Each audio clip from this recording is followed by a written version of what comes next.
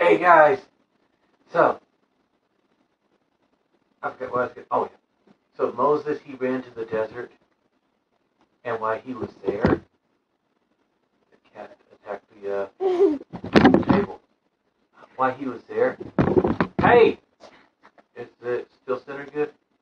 Okay, cat, you're about to die. I'm gonna toast you because we got a fire in this story. I don't know. But first, Moses is walking through the desert and he sees this pretty girl with sheep, and he starts talking to her, and they end up getting married. There's a lot of sheep in the Bible, a lot of shepherds and shepherdesses in the Bible.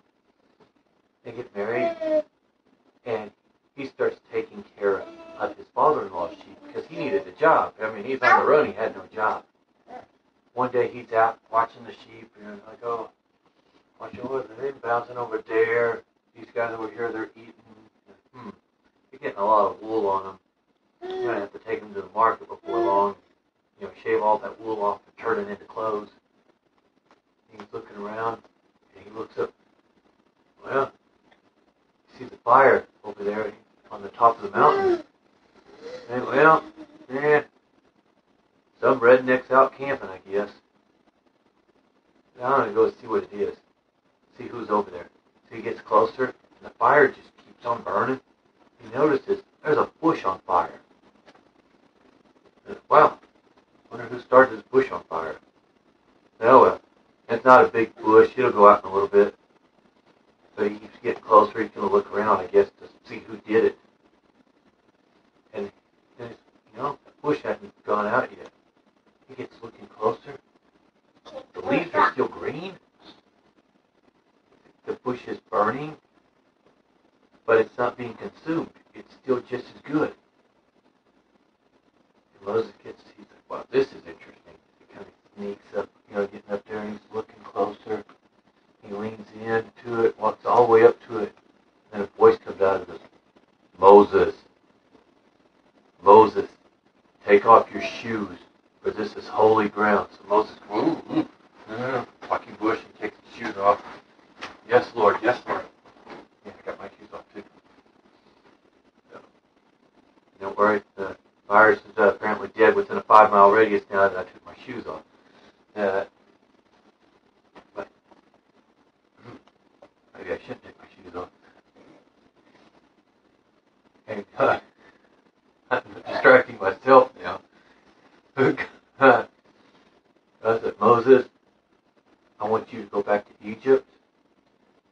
You've been gone for several years now. I want you to go back to Egypt. I want to say it was 40 years. 40 years. My fact checker over here, he's really good, huh? I'm going to get you a fact checker puppet that you can poke in on and tell me facts.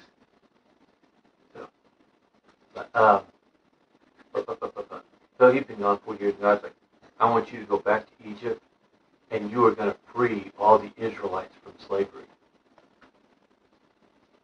Moses, they're not going to believe me. See, what was that first one? It's in my Bible. Oh, he told him, you see that? You got that stick in your hand? You reach it down, He had his shepherd stick. Tiny sheep. Just make a shepherd stick. And God says, all right, get it in your hand, throw it on the ground.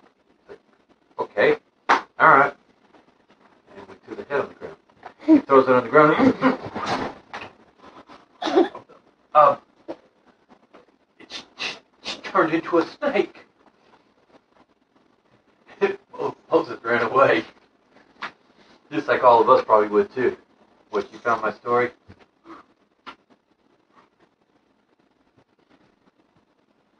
That's in next week. Okay, let's see if I can find it.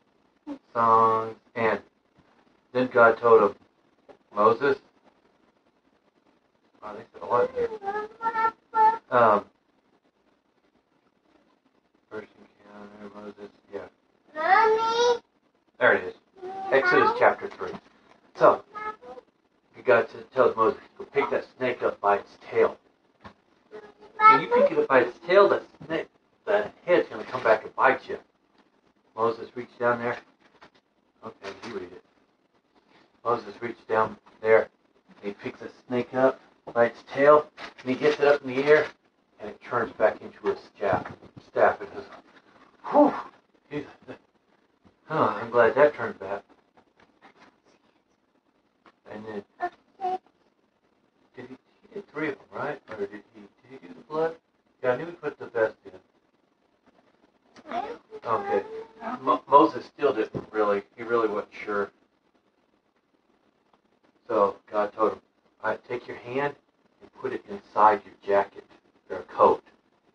He sticks it in there, and he pulls his hand out, and he had leprosy on his hand. It was all just ate up and bumps and sores and everything. It was horrible. And Moses really gets scared. Didn't he? Oh no, I got leprosy. I'm going to be excommunicated. Everyone's going to hide. I can't go back to my family. And the guy said, all right, now put it back in again. He puts it in. Now pull it out. He pulls it out, and his hand is like baby skin, completely cleaned up and all new. Well, Moses is like, all right, you're God. And he's, but when I free him, who do I say sent you? What's your name? He said, just tell him, I am that I am has sent you. It always to me sounds rather cryptic, but it meant something to them.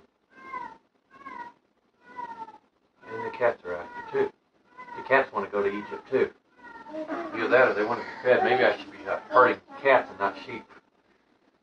So, but then Moses had a lot of excuses.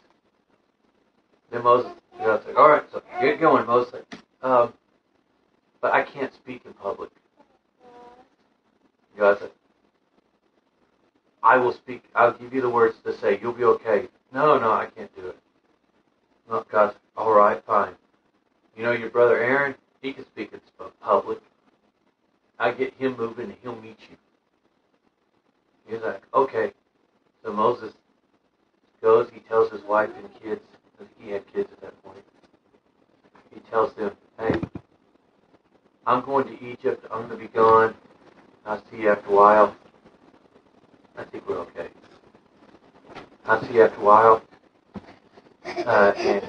But he's like, it could be dangerous, so I don't want you to come with me. You stay here with your dad and grandpa, and you guys be okay. So he takes off, and on the way, he runs into Aaron, his brother, and they team up, and they go and face off with Pharaoh. 2 men with God versus the king of the most powerful country on earth at the time. And they go and face it off. But we're going to find out about that next week.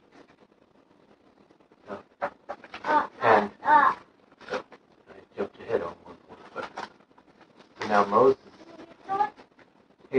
God called us to do stuff too. God has something in mind for us. I know some of you are out there kind of young. But something to remember, if God ever tells you to do something, we don't have to doubt that we have the ability to do it. God either give us the ability or He'll train us, but God's not going to tell you to do something that you can't do. Okay? No. But just remember that. If God ever tells you to do something, that just seems impossible, you got to trust God. Okay? And we don't need to doubt Him. I mean, Moses had a lot of doubt, and granted, God asked a lot of them too. Moses is kind of human. Okay, you're asking a lot of me. But Moses still went, though. He did have his excuses, but he still went. So, but you guys, you do it. Do what God tells you to do, and God will make sure you have everything you need.